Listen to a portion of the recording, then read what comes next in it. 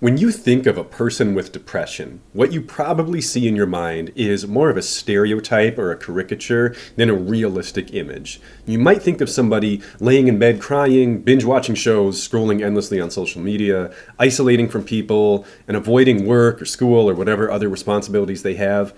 And depression can look that way. In fact, it often does, but there are other presentations of depression that don't fit this stereotype at all. And today I want to bring your awareness to what I believe is the most misunderstood or just simply missed subtype of depression. And I'm talking about a group of people commonly referred to as individuals with high functioning depression. The outward signs of high functioning depression are very, very subtle. Typically, the only people who know how bad this person is struggling is the person themselves. They look fine on the outside, but they are suffering or even dying on the inside. I know that might sound dramatic, but that is truly what it feels like. These are people who, when they cannot mask their depression any longer and finally have their breakdown, whatever that looks like, whether that's not being able to function anymore or avoiding everybody, or worst case scenario, dying by suicide, everyone around them says, I had no idea. I had no clue this person was struggling. I had no clue this person was suffering. It's a very important thing to understand. Today I'm going to review with you 8 signs that someone is struggling with high functioning depression.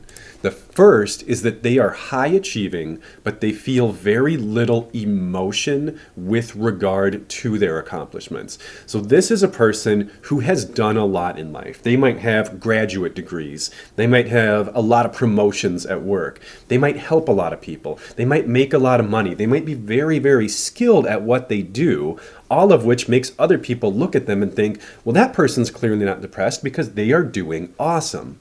But they often hide it very well. This is probably more for like if this is you. But what you might notice about that person is that they don't ever really seem to experience much in the way of pride or accomplishment or joy or achievement. They just do the thing, and then they do the next thing, and then they do the next thing. And you don't see celebration, you don't see reward, you don't see appreciation, you maybe don't see much emotion at all. They just keep going. They just keep doing. That is because their reward system is disrupted. Some people, and I would count myself in this group of people, at least as an adult, I was not as an adolescent. Some people have the ability to continue functioning effectively for a very prolonged period of time in the absence of experiencing the emotion of reward. And that at its core is what depression is. It disrupts the reward pathway. It steals our ability to feel. It robs us of the link between our actions and the internal outcomes of our actions, which is that it feels good to do this stuff. So this is a person who is just trudging along. But they are doing it very skillfully because they found a way to detach their skill level and their achievement from their emotions, at least for longer than most people can. These people still cannot necessarily do it forever, and that's sometimes when the really scary outcome happens. The second sign of high-functioning depression is the ability to quickly and easily disassemble any potential source of positivity in their own minds. This is almost an impressive anti-superpower where if anything good exists or happens in this person's life, they don't even do it on purpose or intentionally or consciously sometimes, but their brain will just take this stimuli coming from the outside that's supposed to be really good or exciting or rewarding, and their brain will just take it apart and leave it as just a pile of rubble on the ground so that it's nothing. So that you have a wonderful family at home who loves you. And it's in a nanosecond, their brain's but any of us could die at any time, so it doesn't matter. It's this extreme, pessimism isn't even the right word for it. It's more like this ultra nihilistic, but nihilism isn't inherently negative. It's nihilism taken to such an extreme that nothing matters. And what I think this is, I don't know that anybody could ever prove this is just my theory. What I think it is it's the logical mind reacting to the absence of emotion that we mentioned in the previous sign of high-functioning depression, which is the absence of reward. This person's brain needs a reason to explain why I feel nothing from these good things happening. And so you break everything down to its most basic elements or essentials, and therefore you conclude, here's why this thing doesn't matter. Here's why this isn't actually good. Here's why this doesn't actually count for me. Here's why I don't need to feel anything from it. It's a pretty incredible ability. It's kind of like those people who can like disarm somebody and take their gun apart in 2 seconds. Only this one just makes your life worse, unfortunately. The third sign that somebody has high functioning depression is that they have at least one socially acceptable addiction. That might sound weird, but I'll explain. There are some addictions that are very stigmatized by our society. So that would be things like, drug abuse or gambling or things like these are things that if you see someone doing them excessively, you probably, if we're all being honest, have some judgmental thoughts towards that person, or at least think like, oh, that person is clearly doing something that hurts them. High functioning, depressed people often find a way to channel their addiction into something that is rewarding in some way or another, like to the world in general. Two of the most common ones I see are addiction to fitness and workaholism. So those are things, if you see someone just crushing it in the gym every day, you don't think of that person the same way that you think of someone who goes to the bar every day, probably, right? But sometimes it is the same underlying emotional problems driving each of those behaviors, which is I either don't want to or don't know how to deal with the problems I'm facing in life. So I'm just going to pour all of my energy into this thing and use this as my escape from everything else. Or workaholism again. Someone who shoots to the top of their ladder in their field or in their place of employment, you don't necessarily look at that person. Most people don't look at that person and think, oh, that's an addict who is struggling with their emotions. But they often are. People use work to avoid dealing with other problems, to avoid dealing with loneliness, to avoid dealing with conflict at home, to avoid dealing with health problems, because they know I can just do this thing and people tell me I'm doing a good job and I make more money. So I'm just going to keep pouring all my time and energy into that, ignore everything else, and just hope it works out. And I'm not, again, I hope I'm not coming across as mean and judgmental here, because this is a pattern I have fallen into more than once in my own life. People with high functioning depression, anyone who struggles with any kind of mental illness usually has at least one maladaptive coping mechanism that they use excessively, hence addiction.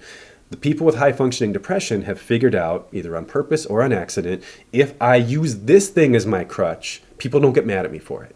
In fact, people tell me I'm awesome because of this. So they figure that out and they repeat that behavior, and it keeps them flying under people's radar, not realizing how badly they are struggling. The fourth sign that somebody has high functioning depression is that they have decent relationships but feel chronically alone. So this is the person, they may be an introvert or an extrovert. I don't know that there's any relationship there, but this is the person who can enter a social gathering and function fine in that context. They know how to talk to people, they know how to blend in, they know how to be socially appropriate, but they don't feel connected to any of these people. They feel as if they are like an actor playing a role or a character in a TV show, and that they're just saying their lines. They don't feel a sense of actual deepened connection with the people that they interact with. So this is that person who can be alone in a crowd, so to speak. It's not that they feel physically alone, but they feel emotionally alone. Their heart does not feel connected to the hearts of other people. And typically this is because they have so much difficulty with vulnerability, because there's such a gap between how they actually feel and how the world views them. If everybody thinks that you are just getting up and crushing it every day, and in some ways you are, it's not even that those people are wrong, we really tend to take other people at face value though. And when you see somebody who's healthy and socially active and has a job and has a family and has a good education, you think that person is probably doing well emotionally. And many of them are, but that is not always true. There are people, I've worked with many of these people, who outwardly have everything, and inside they feel nothing. And if those people were to tell you that they're depressed, a lot of people, if we're being honest, a lot of people would not know how to respond to that. You might be skeptical, you might not believe them, you might have no idea what to say, compared to a person who, like, you already thought they were depressed, and then they tell you they're depressed. It's like, well, yeah, I could tell, no offense.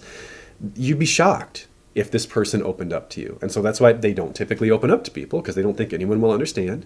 And so their heart remains alone. The fifth sign that somebody has high functioning depression is that they are driven by insecurity and inferiority rather than by achievement and accomplishment. So in general, there are two drivers to human behavior, or really the behavior of all mammals, either moving towards something positive or moving away from something negative. For most people, moving towards the positive is a more powerful driver of behavior. And so most people who are pursuing Again, I know I'm using these examples a lot, but they're examples that everyone relates to some degree. For people who are pursuing, advanced degrees or raises or promotions at work, usually it's like, I would feel good if I got this. Having more money would give me more comfort or more peace, or getting this degree would make me feel more confident in myself. It's like, I would feel better about who I am if I did this thing or had this thing. For the mind of someone with high functioning depression, the behavior might be the same, but the driver is the opposite. The person with high functioning depression thinks, I suck, I'm terrible, I'm worthless, I'm a loser, and I hate feeling like that, and I want to try to prove it wrong. Whereas a lot of people are like, I think I have more to offer the world than what my current situation allows. I think I'm underutilized, I think I'm underappreciated, and I want the world to see who I am, so I'm going to do something to prove that I am right. That's the core difference here. Trying to prove that you're right or trying to prove that you're wrong. A person with high functioning depression, their mind is their enemy. Their inner thoughts are so critical, so negative, so harsh, so just straight up mean, to be honest with you. And it feels terrible. And so they're constantly pushing themselves harder and harder and harder to try to prove the voice wrong. The annoying thing is you cannot shut that voice up by achievement alone. And so that's, again, why, going back to number one, why these people often have above average success in certain domains, because they're constantly trying to fight this enemy that they cannot defeat through accomplishment. The goalposts just move endlessly. Oh, you got that promotion? Well, you still suck because you're not this. And it just keeps getting pushed further and further out. And that's why they keep achieving and they keep pushing themselves, because they're trying to fight back against an inner voice that nobody else hears or understands. The sixth sign that somebody has high functioning depression is that they never feel fully awake. This one is hard to articulate if you haven't felt it before. But most people, even if they have been struggling, with stress or being really busy or burnout or insomnia, if they get a couple good nights of sleep in a row, good in terms of both quality and quantity, they wake up with this refreshed, ready, capable feeling. And when you're dealing with depression, especially high functioning depression, you never really get that. There's always just sort of this fog over everything that you do. And you feel a little bit slow, you feel a little bit distracted, you feel a little bit forgetful. A lot of times these people end up thinking that they have ADHD, like inattentive type ADHD, which is what most people call ADD. And some of them do. But this high functioning depression can create a lot of symptoms that look a lot like mild ADHD. And it relates to psychomotor retardation, which is basically, it just means your brain and your body are working a little slower than normal, which is a symptom of depression. It's not always a symptom that fully disables or debilitates a person. You never feel 100%.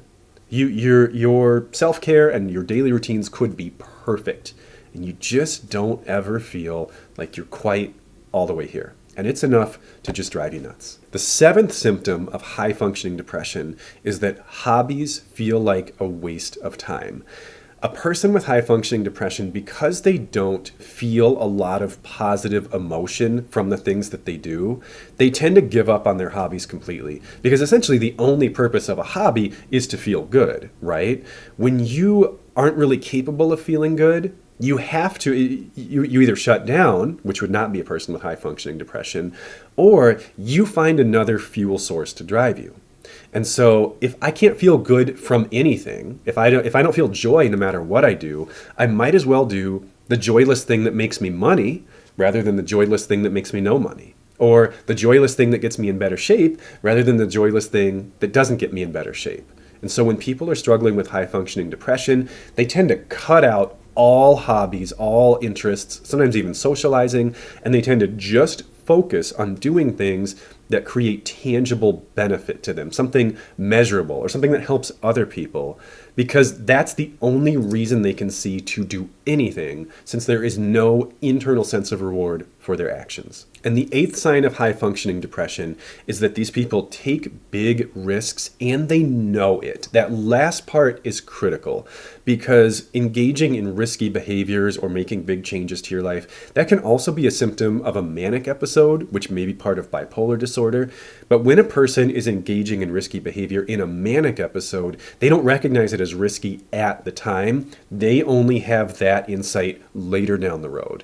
When somebody is taking risks and they're depressed, they know it. They know that this could really screw their lives up, and they just kind of don't care. The crazy thing is, a lot of times these risks pay off. This might be someone who's like an entrepreneur, like they leave their job to start their own business, and they know it's a big risk, but it ends up working, partially because of some of these other symptoms we've talked about. Their gambles pay off more often than not, but their life looks like a bunch of really questionable decisions. They almost look very lucky, and I don't think that's quite right. They feel like they have less to lose, because they don't feel particularly great anyway. And in fact, sometimes doing really risky things, making these big life changes, is such an emotional experience that it kind of breaks through that hard outer shell a little bit and makes them feel something for a little while. So sometimes they get almost addicted to risk-taking behaviors, again, whether that's career, financially, socially, whatever it may be. Like, they want to take that next big leap because it's the only thing that makes them feel alive sometimes. So I know I didn't offer any, strategies or interventions for dealing with this here. I don't know that there are any different treatment protocols as far as things like therapy or medication or things you can do at home for high functioning depression versus any other type of depression. I don't think it requires you to do anything different than you would if you felt any other type of depression. So this piece of content is more about awareness. The group of people I just described, most of the world would not regard them as depressed. They may not even regard themselves as depressed. So if this sounds like somebody you know, try to have a conversation with them about it. Don't expect them to open up to you right away. They're probably going to be very guarded about this, and it might take several attempts for you to get at it. But just showing that you care and showing that you see that they may not be doing as well as everyone else thinks they are probably means more to them than you realize. If this sounds like you, what I have just described, I want you to consider the possibility that you are experiencing a depression that looks a little bit different than what you thought it was going to look like. And if that's the case, consider accessing appropriate professional resources to see if they might help you. I hope this helps. Let me know if you guys want to see more content about high functioning depression. This is the first piece of content I've made on it, so I'm open to feedback. Take care, and I'll see you next time.